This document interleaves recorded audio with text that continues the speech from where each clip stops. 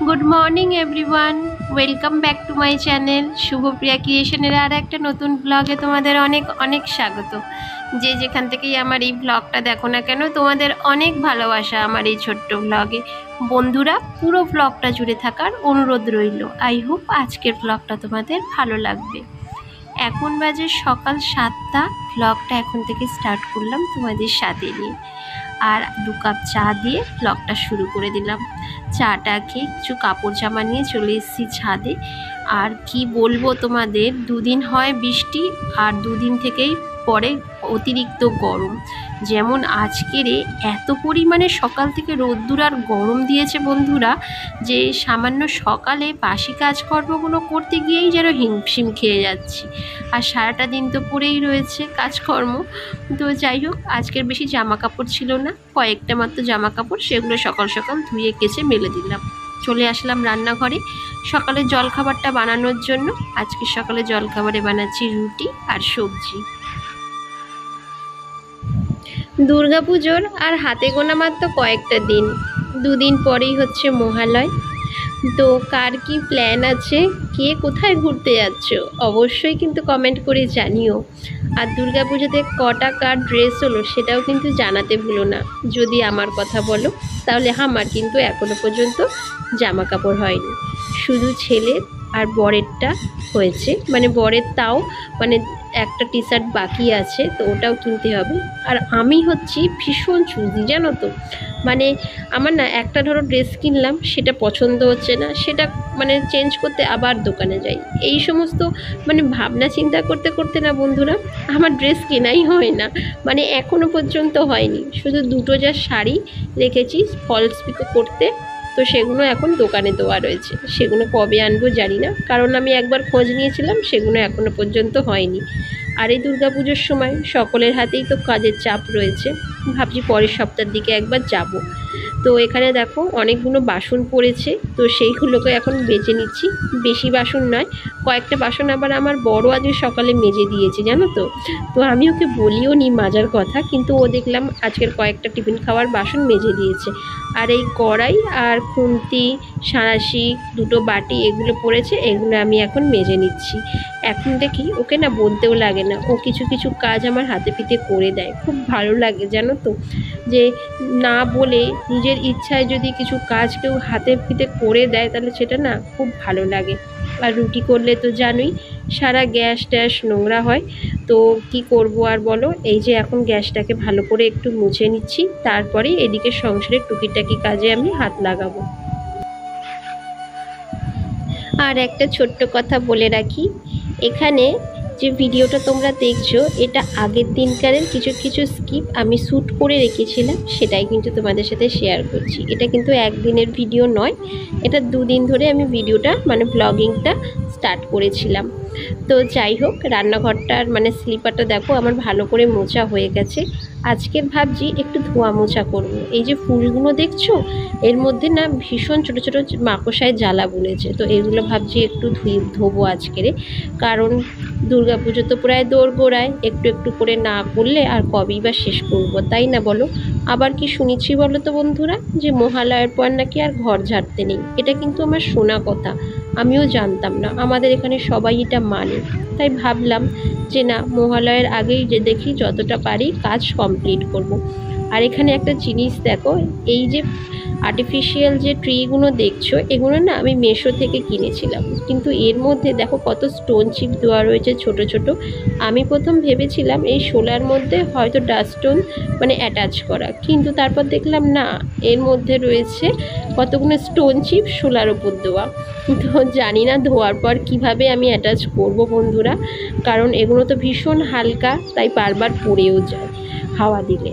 তো এই যে ওপরে দেখছো আমার ঘরের এইখানেও কতগুলো এরকম আর্টিফিশিয়াল ট্রি রয়েছে, যেগুলো আমি সবই মেশো থেকে একটা একটা করে কিনেছিলাম। ধরো প্রত্যেক মাসে একটা করে কিনতাম, জানো তো। এখন আর কেনা হয় না। ঘরে যখন নতুন নতুন মানে আমি এসেছিলাম, তো তখনই একটা একটা করে আমি কিনে রেখেছিলাম। সব মেয়েদেরই শখ যে নিজের ঘরটাকে একটু সুন্দর করে সাজিয়ে রাখা। আর আমার যেহেতু ফুল গাছপালা খুবই পছন্দ, তাই জন্য না বন্ধুরা আমি ভেবেছি যে আমার এই ঘরটাকে ফুল গাছপালা দিয়েই ভরিয়ে রাখবো। মানে রিয়েল গাছপালা তো আমি ঘরে বসাতে পারবো না, হ্যাঁ যত যেগুলো সব মানে উইন্ডো প্ল্যান্ট আছে তো সেগুলো বসানো যায়, কিন্তু এখন যেহেতু আমার বাচ্চা ছোট তো সবই নষ্ট করে ফেলবে, তাই জন্য ওই সব কাজকর্ম আমি এখন আর করবো না। এই আর্টিফিশিয়াল ট্রি দিয়েই ঘরটাকে সাজিয়ে রাখবো। তো যাই হোক, এগুলো দেখো একটা একটা করে খুলে নিলাম। এবার এগুলোকে একটু সার্ফের জলে ভিজিয়ে দেবো, যাতে কিছুক্ষণ যদি রেখে দিই না তাহলে ভালো মতো না নোংরাটা ছেড়ে যায়, জানো তো। যদি থেকে আমি এই ট্রেগুলো কিনেছি তো তারপর থেকেই না এই নিয়ে আমার 3বার ধোয়া হলো, কিন্তু একটুও খারাপ হয়নি, বিশ্বাস করো। আমি যখন প্রথমবার ধোবো করছিলাম যে এই ট্রিগুলোকে, কিন্তু আমার বর আমাকে বলছিল যে তুমি এগুলো ধুয়ো না তাহলে নষ্ট হয়ে যাবে, কিন্তু বিশ্বাস করো এখনও পর্যন্ত একটাও নষ্ট হয়নি। আর ভালো মতো সার্ফের জল দিয়ে পরিষ্কারও হয়ে যায়। আর এই যে দেখো, যেহেতু এখানে গাছপালাগুলোকে রেখেছিলাম কত ঝুল পড়ছে, আর এই ঝুলে না আমার ডাস্ট অ্যালার্জি আছে, তাই আমার একটু বিরক্তও লাগছিল জানো তো পরিষ্কার করতে। জানো তো বন্ধুরা, আমার একটা ভিডিও দেখে পাড়ার একজন আমাকে দেখে বলছে যে তুমি এত কি করে ভিডিওতে বক বক করতে পারো। মানে আমার কথাগুলো তার কাছে বক বক মনে হচ্ছে। তো শুনে আমার একটু আজব মতো লেগেছে প্রথমে, যে আমি তো ভিডিওতে মানে লিপ দিচ্ছি, ভয়েস দিচ্ছি, এটা তো আমার কাজ, সেটা বক বক করা কি হলো? এটা কি তোমাদের কাছে বক বক লাগে বন্ধুরা? আমি তো প্রতিটা ব্লগে, সব দিদি ভাইদের ব্লগে দেখি তারা ভয়েস দিয়েই ভিডিও ছাড়ে। হ্যাঁ, রেয়ার দু একজন হয়তো ব্যাকগ্রাউন্ডে মিউজিক দিয়ে ভিডিও আপলোড দেয়, সেটা রেয়ার। কিন্তু আমি যে বক বক করি ভিডিওতে, সেটা কি খারাপ বলো? তোমরাই একটু কমেন্ট করে আমাকে জানিও তো। আর ভিডিওতে দেখবে যতই ভালো ব্লগ বানাও না কেন, একটু কথা না বললে সেই ভিডিওটার সৌন্দর্যটা না একদম কমে যায়। আর এখন দেখো চেয়ারটা ধুয়ে নিলাম ভালো করে, আর এই যে গাছপালাগুলো যে ভিজিয়ে রেখেছিলাম সেগুলো নিয়ে চলে এসেছি ধুতে। আর বাইরে প্রখর রোদ, মানে এতটা রোদের তাপ, ভাবছি এগুলোকে আর ছাদে নিয়ে যাব না, ওই যে জানলার বেলকনি আছে না আমার, ওইখানটা রেখে দিলেই শুকনো হয়ে যাবে। এখন না বন্ধুরা বাজারে গেলেই দেখতে পাই খুব সুন্দর সুন্দর আর্টিফিশিয়াল ট্রি, ফ্লাওয়ার, তোমার অনেক কিছু যেমন বাজারে দেখতে পাওয়া যায়। তো মনে হয় জানো তো নিই, কিন্তু তারপর আবার ভাবি যে এগুলো আর ঘর জাম করে করবোটা কি, কারণ 2 দিন পর পরই তো ঝুল পড়ে যায়, সেই পরিষ্কার করতে হয় আমাকে। মানে কেউ তো করার নেই, তাই একা হাতে করতে হয়। আর যত বেশি জিনিসপত্র দেখবে তত বেশি খাটুনি। আর যারা নোংরা একদম সহ্য করতে পারে না তাদের আবার খাটুনি বেশি, জানো তো। অনেকে আবার দেখি যে মাসের পর মাস ঘর বাড়ি নোংরা হয়ে পড়ে থাকে কিন্তু পরিষ্কার করে না। কিন্তু এগুলো না দেখলে না আমার নিজেরই একটা কেমন গা ঘিন ঘিন করে, জানো তো। পাশাপাশি সবাইকে দেখি প্রায় যে মাসের পর মাস ঘর বাড়ি পড়ে থাকে, মানে ঘর বাড়ি এভাবে ঝুল জ্বালা হয়ে পড়ে থাকে কিন্তু পরিষ্কার করে না। আমার আবার পুরো উল্টোটা, জানো তো।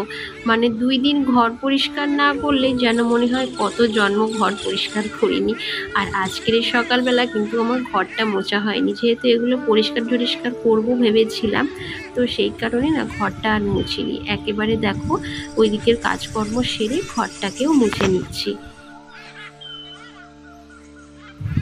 বন্ধুরা, তোমাদের কাছে একটা ছোট্ট রিকোয়েস্ট, আমার ভিডিওর কোনো অংশ যদি তোমাদের একটুও ভালো লেগে থাকে তাহলে অবশ্যই একটা লাইক করে সাবস্ক্রাইব করে আমার চ্যানেলটার পাশে থেকো।